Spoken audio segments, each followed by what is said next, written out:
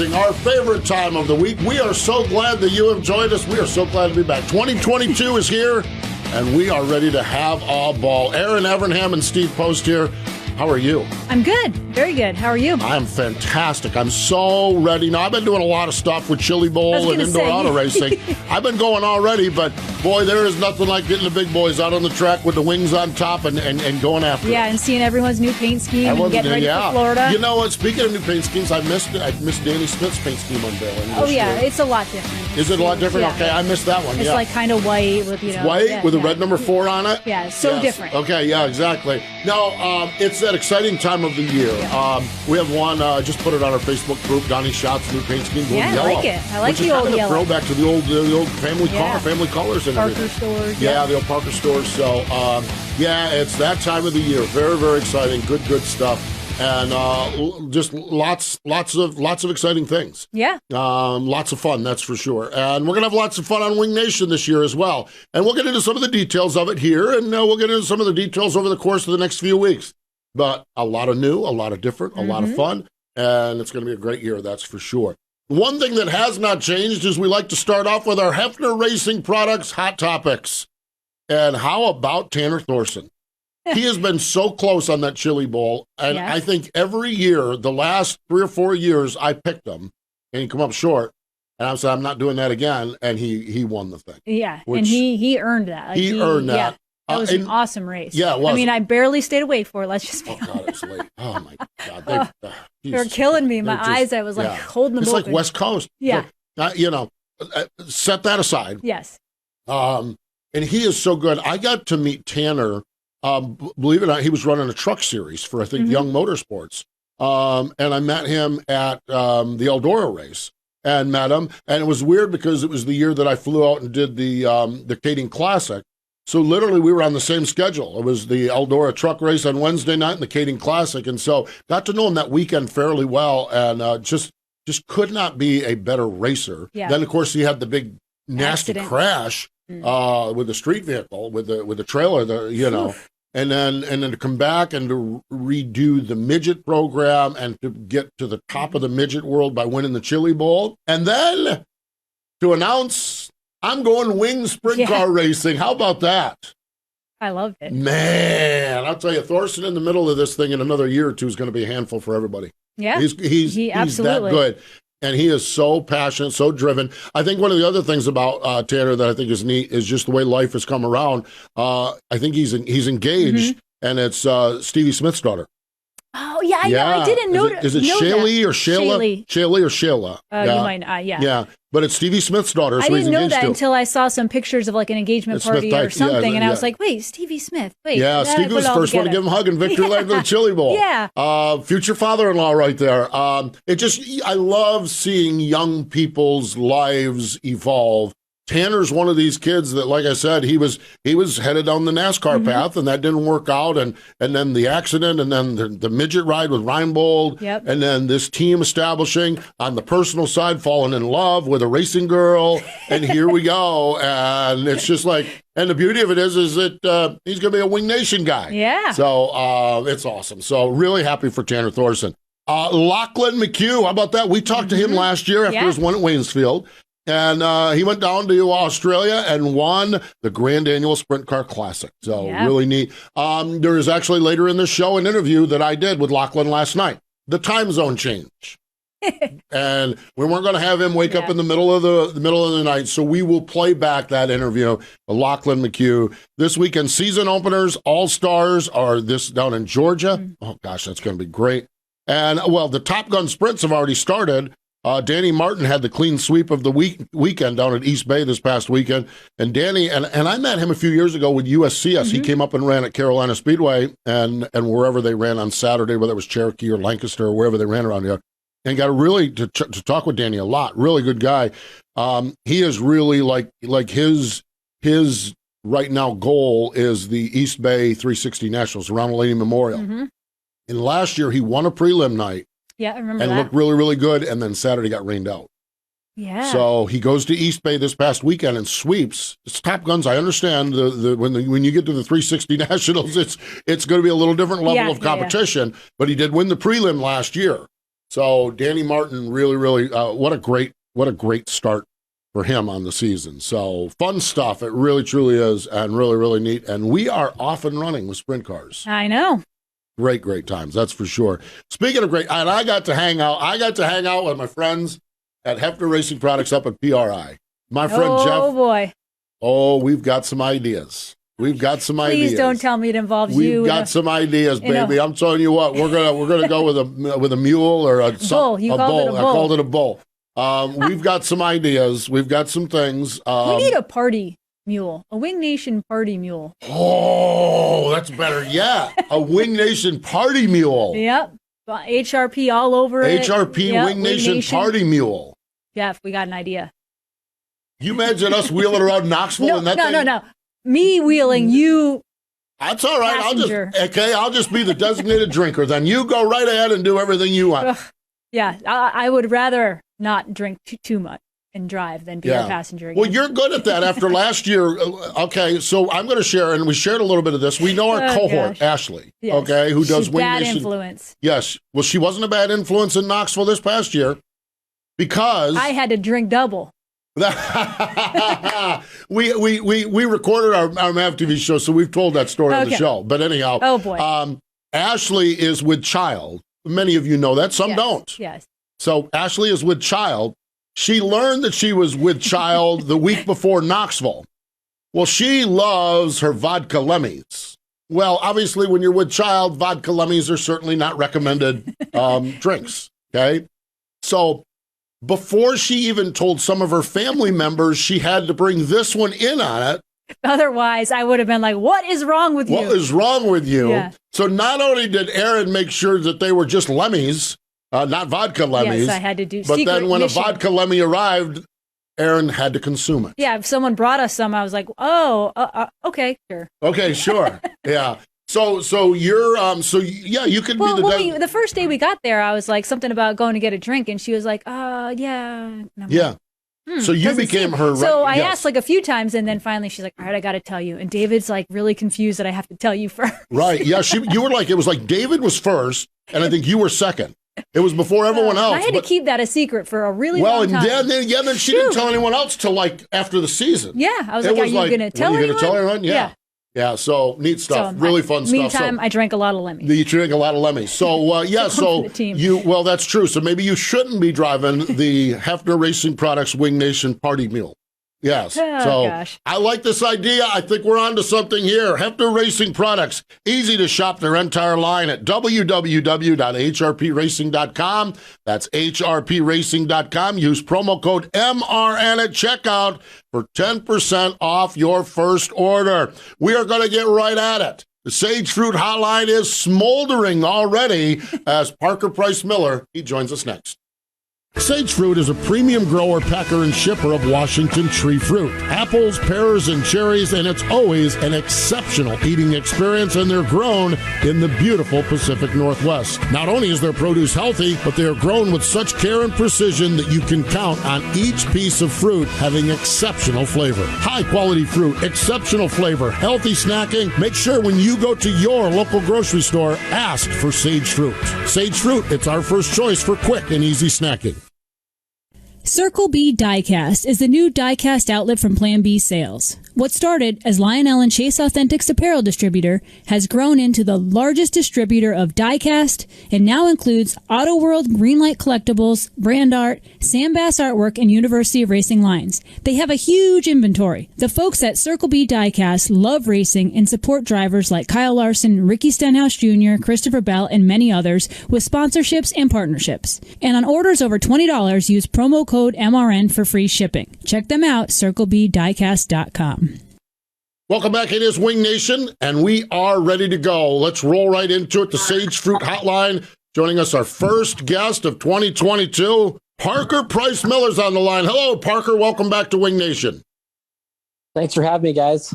It is great to catch up with you. My first question is a question on everyone's mind. How are you doing? How are you feeling? Where are we at in this whole process of this big battle with cancer that you've got going on? How are you feeling?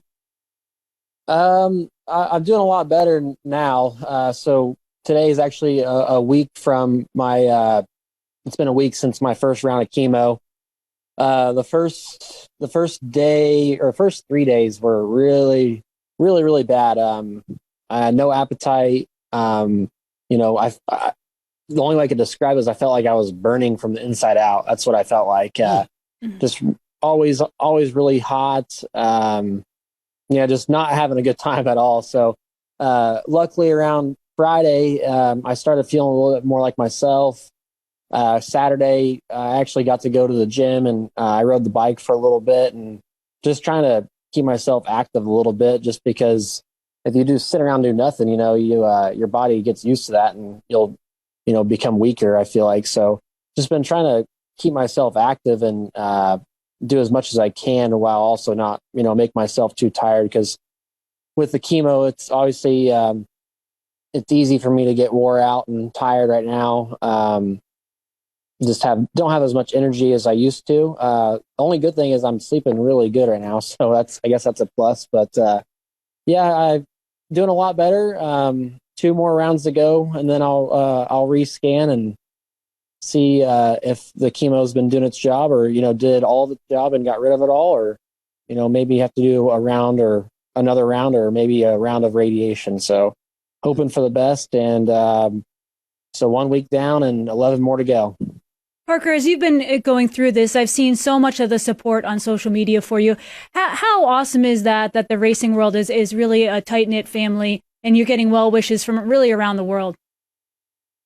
Yeah, it's great. You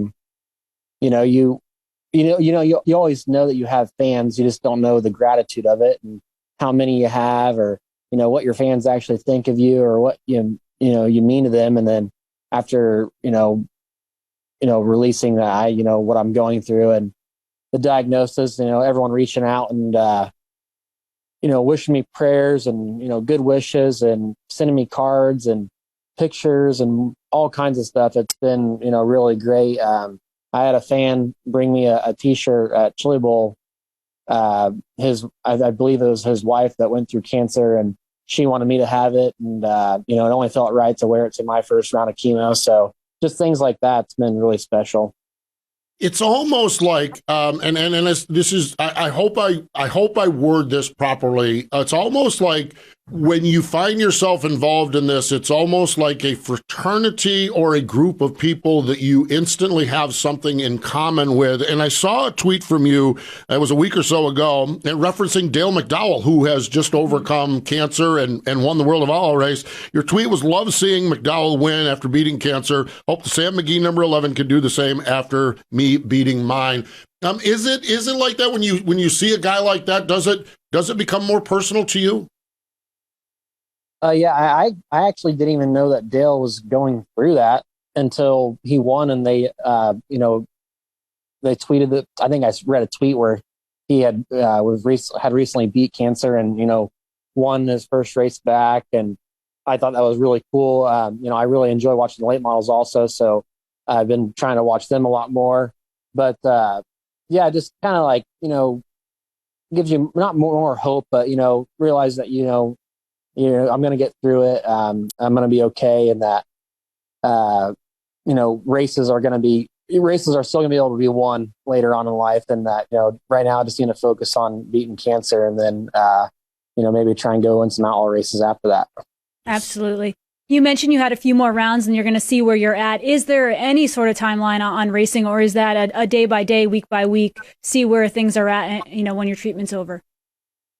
Yeah, it's definitely a day by day. I mean, obviously, I want to be in the race car more than anyone. I have a great team that I want to go racing with. They want to go racing with me. We are going to go. I'm not going to race, but they are going to go race in Georgia and Florida. I'm looking at maybe trying to race East Bay. That will be so my second round will be February 16th or something, I believe, and East Bay would be the 2 days before that. So if I feel good enough, I might try and run East Bay, just kind of day by day. Each day I feel different. I just really looking forward to going racing with them. But obviously I don't want to waste their time, and not be 100% and waste my time also, just because I feel like to beat these guys right now, you have to be 110%. And, right now I'm just not there. Boy, isn't that the truth? The sport the way it is right now, holy cow, it is tough. It is tight, that's for sure. We appreciate you sharing that with us. We understand your journey, and you've been very public with it. And it's just we appreciate you sharing where you're at with all of that. Okay, on to something a little bit more pleasant in your world. And our producer Craig Moore, our I guess current, present, former, but we'll get into that later on.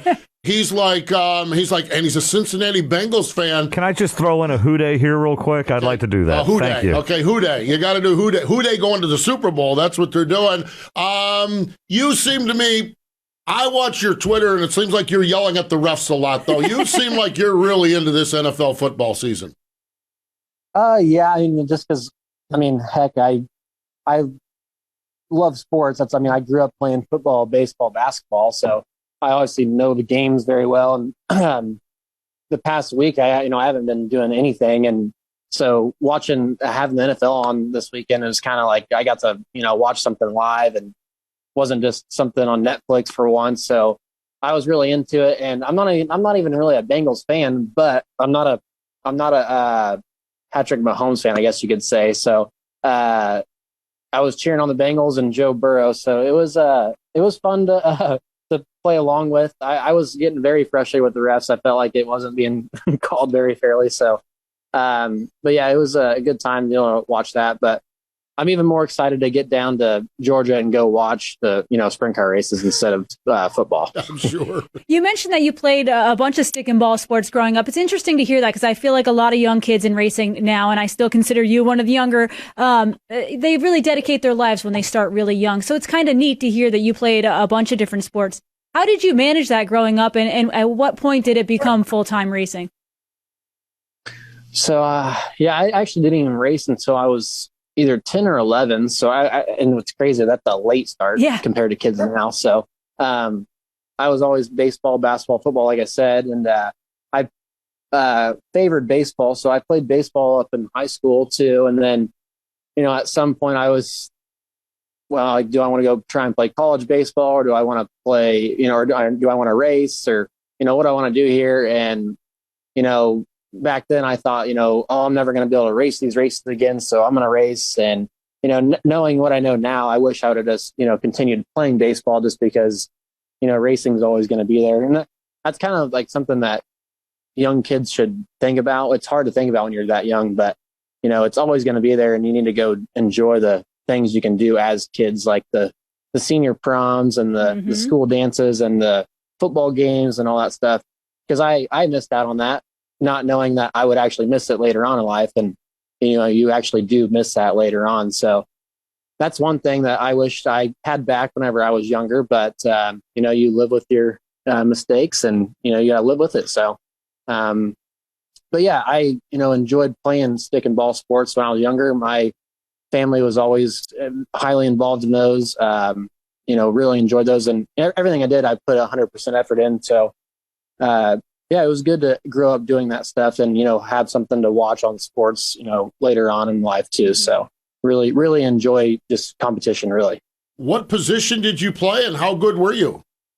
I was a pitcher mainly, really? But I could play anywhere in the field really, but I would say my best suit was pitching. And it's kind of hard to say how good I was just because I took most of my focus on racing. And I feel like if I would have focused as much as I did on racing if I focused on baseball as much as I did racing, I think I probably could have went and played at a good Division I school, but you never know, it's just something you'll never know now. So, but yeah, I could throw the ball pretty hard and throw strikes and strike batters out, but that was back in high school. Yeah. So you said you're not really a Bengals fan. You're not a Mahomes fan. What is your team? I'm a Colts fan, but we are not very good right now. So, well, you were decent until you went to Jacksonville, and then you got really, really bad. I'm sorry, I couldn't hear you. You were decent until you went to Jacksonville, and then something really went bad. Yeah.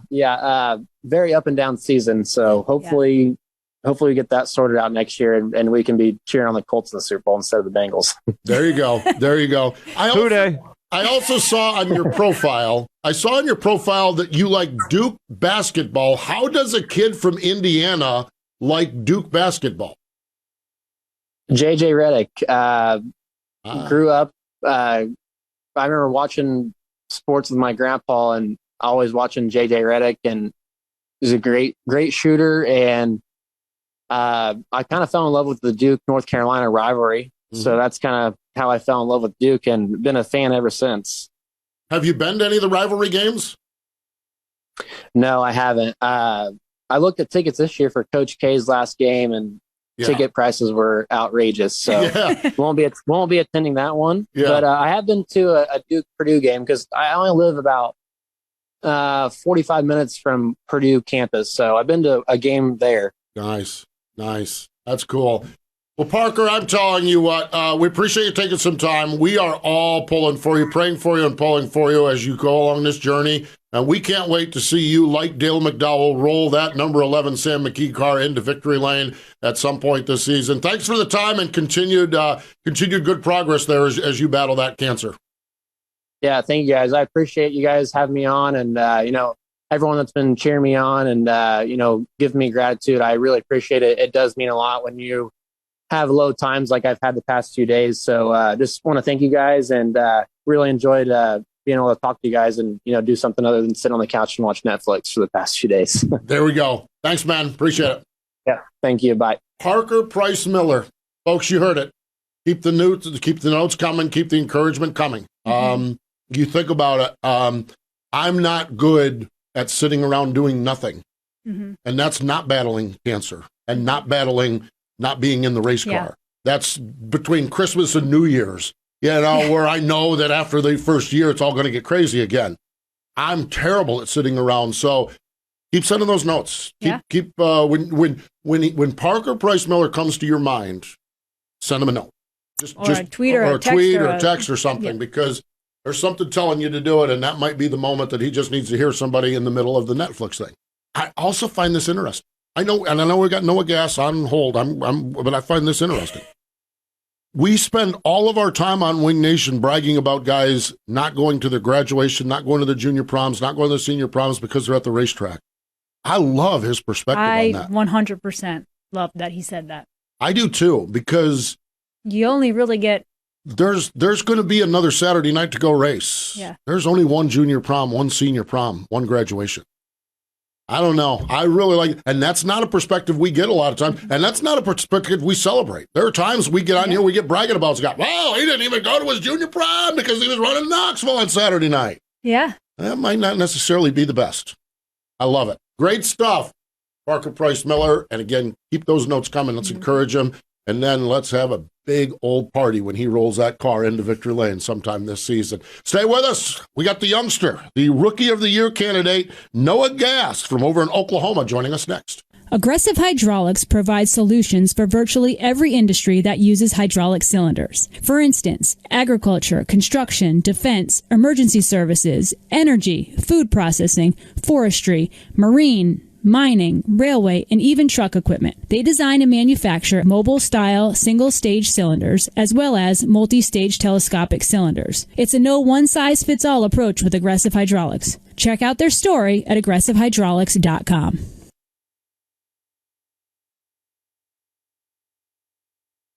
Sage Fruit is a premium grower, packer, and shipper of Washington tree fruit. Apples, pears, and cherries, and it's always an exceptional eating experience, and they're grown in the beautiful Pacific Northwest. Not only is their produce healthy, but they are grown with such care and precision that you can count on each piece of fruit having exceptional flavor. High-quality fruit, exceptional flavor, healthy snacking. Make sure when you go to your local grocery store, ask for Sage Fruit. Sage Fruit, it's our first choice for quick and easy snacking. The World of Outlaws NOS Energy Drink Sprint Cars, they kick it off next week down at Volusia. And among the storylines this year is the rookie class for the Kevin Gobrecht Memorial Rookie of the Year Award. Casey Kane, which that just seems weird, sounds weird, is weird. He joins us on our television show this weekend. Wednesday night on Rev and Saturday on Mav. Spencer Baston, which makes sense, in that CJB car. And then the kid, 18-year-old racer from Mounds, Oklahoma, Noah Gass, has the family team in the running for the Kevin Gobrek Rookie of the Year Award, and he joins us on the Sage Fruit Hotline. Hello, Noah. Welcome into Wing Nation. Hey, how are you doing? Thanks for having me. We are doing well. Why now? What's tell us about the reason you jumped into the Rookie of the Year battle now. Yeah, why now? So we kind of were thinking, and we saw that they had added a bunch of money to the purse, and it only made sense. It was like we had to, you know what I mean? And with the financial position we're in, it only made sense. We were going to spend the same amount of money whether we were to run the Outlaws or run a bunch of miscellaneous shows. So the Outlaws pay just so much better than anyone else that we pretty much just had to. When you look at this rookie season, what are some of your thoughts going into it? Maybe some goals, concerns being so young. Just what are your overall thoughts on really going night in, night out with these guys? Yeah, our first goal, of course, is just to make it through the entire season, which none of us are worried about. I think that I 100% believe we'll make it through the whole season. And me and Cody have talked, and we had to sit down, and we both agreed that we wanted to have what we considered a 70 to 80% DNF rate, which means finishing the A feature, and that also goes into account if we don't make the feature. So when we go to Pennsylvania and there's 60 cars, that'll be factored into that statistic or whatever you want to call it. So our idea is finish as many races as possible, and we think a 70 to 80% rate is actually a pretty decent rate for the first year. Cody Cordell is your crew chief, and you referenced him.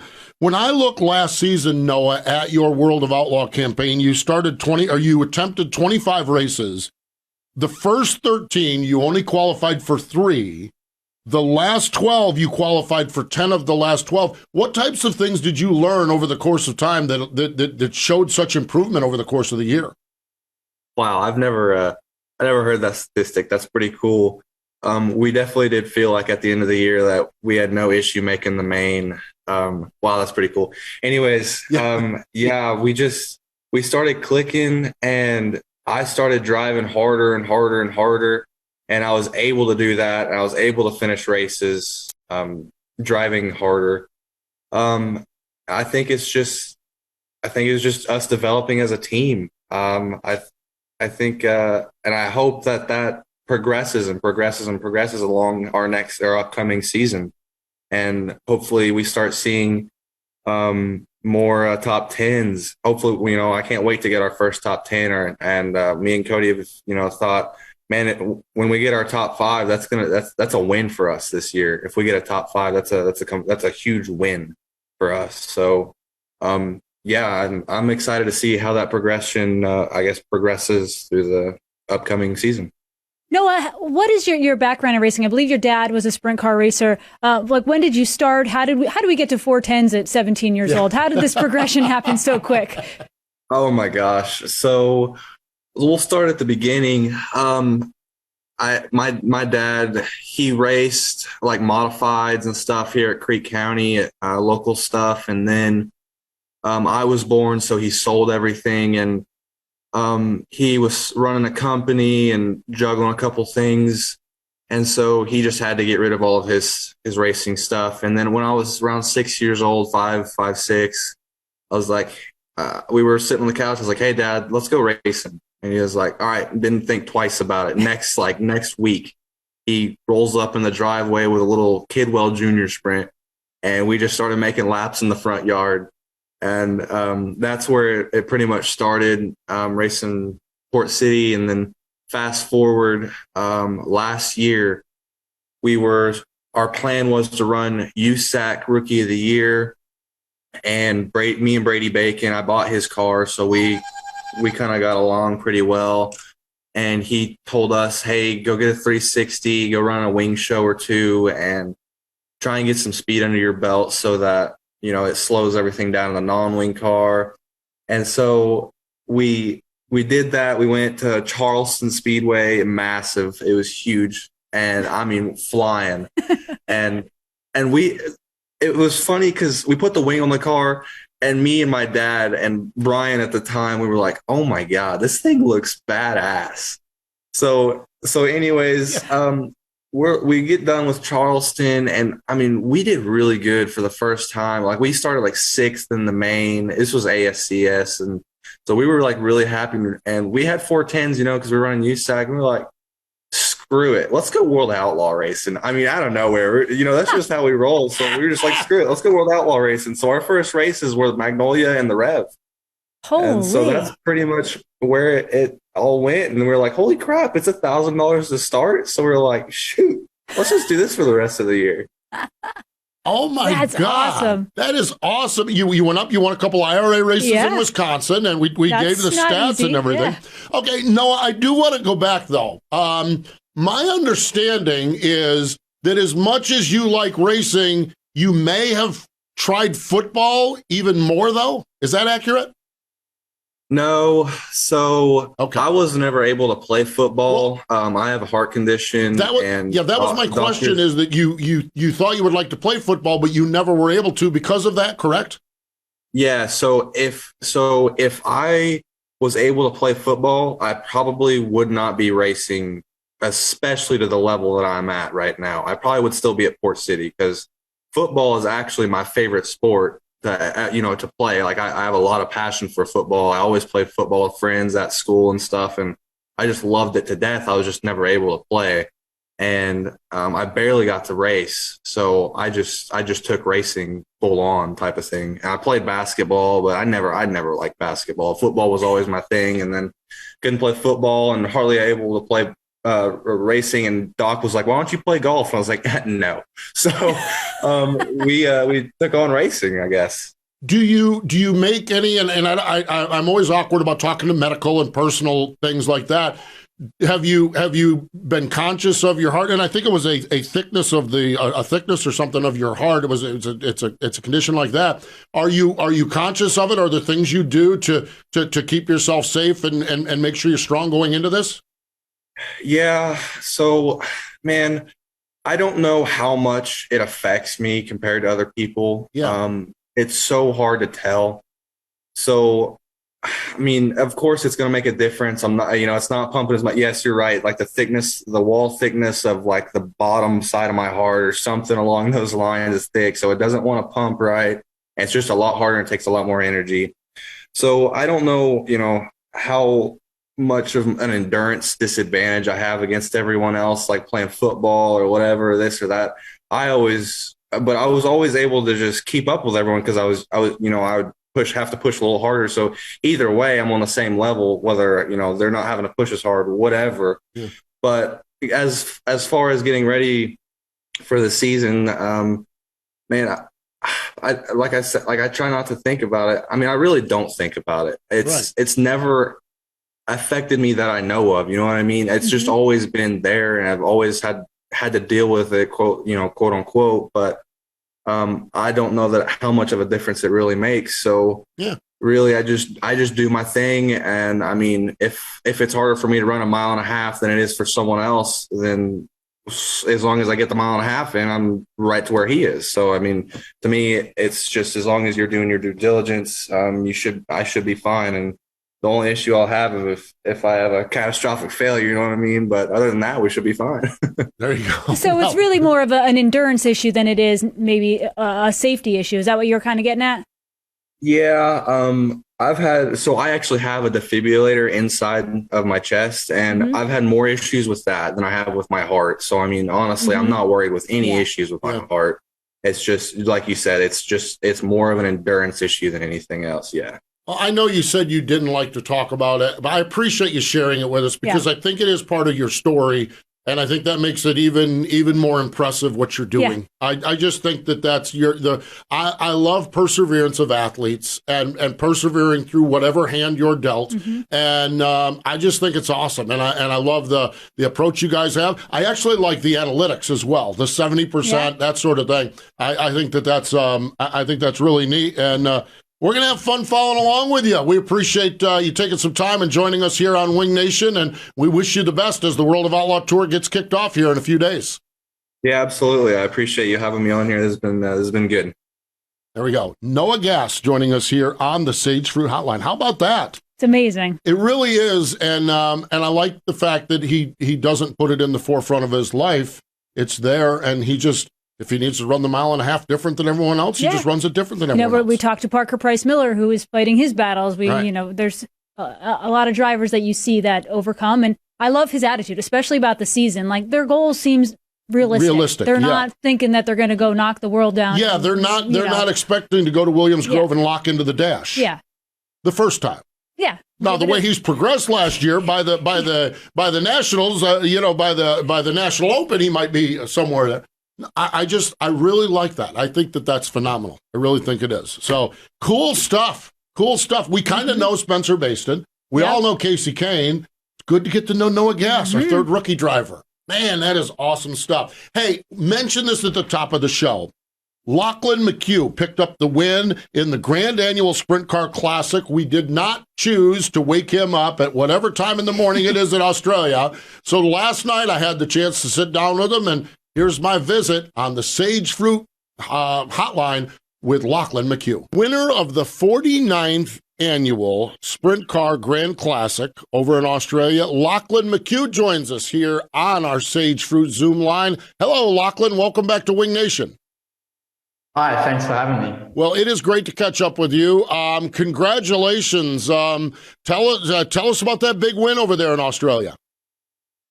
Yeah, it was almost perfect weekend for us. We clean swept on our prelim night, and then started off pole for the feature race and led early on. And James McFadden passed us about mid-race, and he led for probably 20 laps or so. And then I got back by him in lap traffic about 10, 15 laps towards the end there, and managed to bring it home. So I was pretty stoked with it.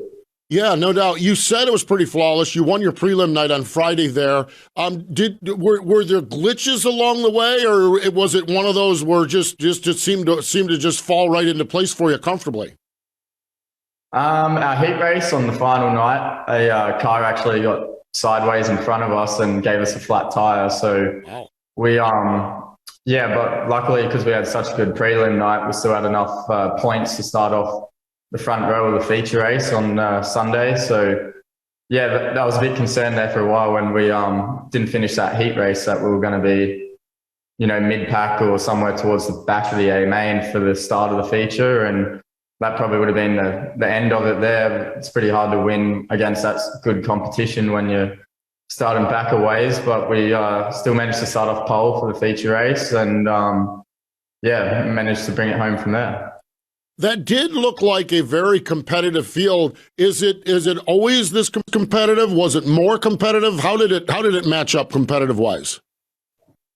I think there was probably the winners for the last 5 classics there, so it was still quite competitive, but definitely didn't have as many as Americans as what the classic usually has in the past. Right. The only American there was Carson, where in the past we might have 10 or 15 Americans racing at the classic. So it was down on that, but it was still, I think, 84 cars there for it. So it was still quite a decent field. Oh, absolutely amazing. That's for sure. That racetrack, just watching it on Dirt Vision, that racetrack it just looks like a round, very round momentum type racetrack. Is that the case? Yeah, it is. It's got a bit of banking in it, and there's almost no straights. It's kind of, you just get wound up and sort of try and keep as much momentum rolling as you can. But it always seems to race pretty good. It's quite a neat little racetrack when they get it right. But it ended up being a bit hooked up for the feature race on the Sunday night. But so it made it a bit interesting. Passing lap cars, they were kind of going the same pace as you were, so it made it difficult in lap traffic. But I thought it was quite a good race. It went 40 laps non-stop, which is pretty cool as well. Yeah, that was 8 minutes and 1 second. I mean, That's absolutely amazing. Do you like when that happens? Do you get into a rhythm? Obviously it worked out for you, so it worked out well, but what's that like to have the race go like that? Yeah, it's not often I guess you finish a race without stoppages, a feature race. So, yeah, there was definitely no break, that's for sure. It was just flat out the whole way. And, yeah, maybe some stoppages would have been nice when I was leading in lap traffic, but it worked out well for me, so I can't really complain too much. Yeah, what lap traffic takes away, lap traffic can give you back, that's for sure. That's kind of sprint car racing. It looks like, and I struggle to follow Australia. I follow it somewhat, but it looks like, kind of, how was your season down there? I know last year was spectacular with your 20 wins and 31 starts. How did your season overall thus far go down there this summer? Probably hasn't been as smooth sailing as last season was. Like, we've been leading some feature races and gotten flat tires on the last lap, and had some mechanical failures and whatnot. But I think we've had 9 or 10 wins now, so nice. It hasn't been going too bad. But definitely not as last season was kind of one of those years that every time we turned up, everything went our way and didn't seem like we could do anything wrong. But this year we've had a bit more bad luck, but still plenty of speed. So that's the positive we can take out of it. And you got that big one at Warrnambool, that's for sure. That's the icing on the cake, if you will. Yeah, no doubt. Last year we actually talked to you after your win at Waynesfield. How much more racing do you have down there this summer? I think we've probably got about 10 shows left, maybe, depending on when we decide to finish up. They kind of keep running into late May. But I'd like to come back to America again. So whether I finish up racing a bit earlier over here and sort of head over there, I'm not too sure. I haven't really worked that out yet. But that's something I'm definitely going to look into here in the coming months. So last year you drove for Jim Moose, the Team 101, the guys from up in Cincinnati. Have you reached out to them? Have you reached out to others? Are you trying to put something together? And what's your sense on whether you're able to pull it off and make it happen this year up here in North America? Yeah, actually, I haven't had a chance to really speak to Jim a whole lot yet. He sent me a message after we won the Classic, Jim and his wife, so that was cool. But yeah, I think I haven't really gotten around to organising anything yet, so it's on my to-do list. Need to give Jim a call here in the next few weeks and see what he's got planned, or see what I can find. Wow, that is really, really neat. That's for sure. I would dare say winning that Classic probably doesn't hurt your stock over here. My hunch is a few people will probably take your calls. I hope so. No doubt. That is cool. Really, really neat stuff for sure. Just in big picture terms, I think, we had you on and Erin asked you I think you said that really one of the biggest differences is just track size and that sort of thing between racing here in North America and racing in Australia. Is that the case pretty much with that? Yeah, I think so. And also the tires, we run a lot softer tire compound over here. So that kind of plays a big part in it as well. How the car sort of behaves around the racetrack and whatnot. But kind of you get used to that pretty quickly, changing between the two. Yeah. Are there tire shortages and issues over there like we have over here? Yeah. Well, we buy all our tires from America, so. Oh gosh, so we got the same issues that you guys have. I think they've been air freighting some tires out here the last couple of weeks to get some more stock because there was literally none left in the country, but they managed to get some in for the Classic. So I don't think anyone sort of ran out of tires down there, but it's definitely pretty scarce. Man, I'll tell you what a crazy situation, that's for sure. Well, I'll tell you, I'm glad we were able to make this out and work on the time zones and everything else to catch up with you. We congratulate you on the win there at Warrnambool, the 49th Grand Annual Sprint Car Classic down there. And hopefully we'll get a chance to see you in North America, but we appreciate your time joining us here on Wing Nation. Thanks for having me. There we go. Lachlan McHugh joining us here on the program. Great catching up with him, that's for sure. And what a story, what a time. And how about that, scoring the big win? Yeah, big win down there. Big win, that's for sure. Stay with us. More Wing Nation in just a moment. Circle B Diecast is the new diecast outlet from Plan B Sales. What started as a Lionel and Chase Authentics apparel distributor has grown into the largest distributor of diecast and now includes Auto World, Greenlight Collectibles, Brand Art, Sam Bass Artwork, and University of Racing Lines. They have a huge inventory. The folks at Circle B Diecast love racing, and they support drivers like Kyle Larson, Ricky Stenhouse Jr., Christopher Bell, and many others with sponsorships and partnerships. On orders of $20 or more, use promo code MRN for free shipping. You can check them out at www.circlebdiecast.com. Just like racing components, Aggressive Hydraulics purpose-builds hydraulic cylinders to perform for customer-specific applications. They design and manufacture mobile-style, single-stage cylinders as well as multi-stage telescopic cylinders. It's a no one-size-fits-all approach with Aggressive Hydraulics. Hydraulic solutions for virtually every industry that uses hydraulic cylinders. They proudly design and manufacture all cylinders in the United States. Check out the video of their story at aggressivehydraulics.com. Wing Nation rolling along. So glad you're spending time with us here as we kick off the season. National Sprint Car Hall of Fame and Museum. We usually do a birthday calendar, but this time I want to kind of run through the class of 2022 that was announced. Yes. Drivers Bob Fry, Eric Gordon, Terry Gray, Tim Green, and Tony Stewart. How about that? Quite the list, isn't it? Yeah, it is. Really, truly is. I'm really happy. I obviously know Tony, but Terry Gray. Terry Gray, that's just so neat that he's finally inducted into the Hall of Fame. Really, really neat. Owners, mechanics, builders. Ralph Heinzelman Sr., Walter T. Ross, and Dennis Roth. And I was just shocked that Dennis Roth wasn't in the Hall of Fame. Yeah. And then I saw a great piece, and I shared it on our Facebook group about a week ago. Ralph Heinzelman, very involved with Sealands Grove Speedway. They actually wrote the Steve Inch and the group at Sealands Grove wrote the petition to get him inducted into the Hall of Fame. Promoters, owners, media, Johnny Gibson, Jack Cromer, and Robin Miller, three greats there. Jack Cromer has become a dear friend of mine with his photography, and now it's his wildlife photography. Have you? Oh, I don't know if I've seen that. Oh my gosh, his wildlife! Like he'll go to some like a dam in New Jersey, and he'll have an eagle catching a fish. But you know how Jack could get the eyes of Steve Kinzer. Yeah. You know, well, he has now the eyes of the eagle and the eyes of the fish. It's unreal, his photography, and there just could not be a nicer guy than Jack. So happy with that. And pre-1945, Melvin Slim Rutherford, and of course the Sprint Car Hall of Fame and Museum. They have the XXX Moyle Racing Engines 410 raffle, $20 per ticket, 6 for $100. And that's December 20 this year. Yep. Go to sprintcarhof.com. We talk about something new. We are changing the things up a little bit behind the scenes here at Wing Nation. Those of you that have followed along since before Wing Nation, when it was the World of Outlaw report, and then Wing Nation, which started in 2011, you always heard us talk about Krager, our producer Krager. Well, Krager's hit it big time.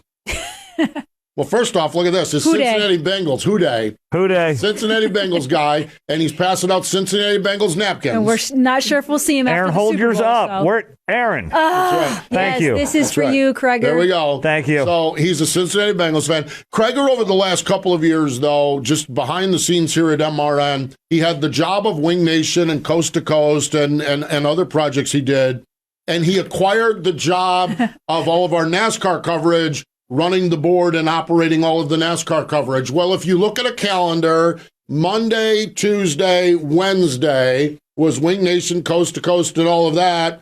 Thursday, Friday, Saturday, Sunday was at the NASCAR Hall of Fame running the board. And at some point, everyone's like, well, at some point, Krager's like, guys, 7 days a week. You know, I need a little time to cheer for my Bengals. Houday, you know. Houday. And so the decision was made, and it's the right decision by MRN, that Craig is going to focus on our NASCAR stuff, and that's great. We're MRN Radio. NASCAR is still our Mac Daddy around this building, okay? Wing Nation, we love it. But so Krager's going to be doing that, and he's on the board now because we've got Hank Silver is our new producer, and we've already had some great creative meetings with him and some great shows, and so we look forward to Hank taking over and transitioning in over the next couple of weeks. and we're excited about The Whole World Calls Me Hank as our new producer, and I think that's awesome. Craigor, we do. We love you and appreciate you.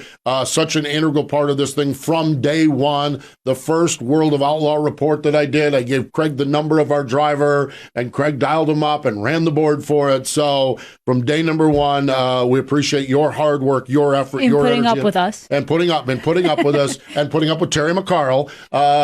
We appreciate that, and it's not like he's not going to be around the building. We'll get to see him, or I'll get to see him, and Erin, you'll get to see him. But a job well done getting Wing Nation to this stage, and Hank, you got some big shoes to fill. But I know you're going to do it as well, so I'm really excited about it. We've got a lot of exciting things going on here at Wing Nation when it comes forward, including our Thursday podcast. This just to me, this is going to be great. This week we have Wayne Johnson, the post office it's called, where I just kind of do one-on-one talks.